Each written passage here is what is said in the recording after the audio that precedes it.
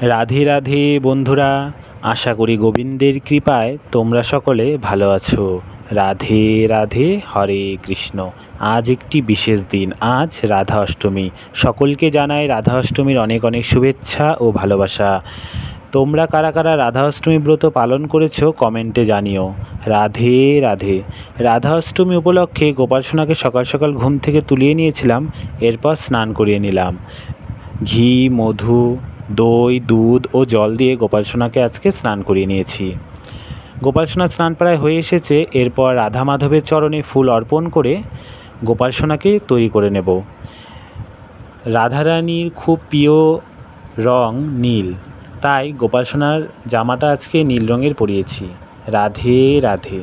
আজকের সাজটা গোপাল সোনার কেমন হয়েছে তোমরা কিন্তু কমেন্ট করে জানিও। এরপর গোবিন্দের সামনে ভোগের থালাটি নিবেদন করব। তোমরাও ভোগ দর্শন করো, ভোগ দর্শনে দুর্ভোগ কাটে। রাধে রাধে। এরপর আরতি করে নেব। হরে কৃষ্ণ কৃষ্ণ কৃষ্ণ হরে হরে, হরে রাম রাম রাম হরে হরে। জয় রাধে জয় রাধে জয় রাধে।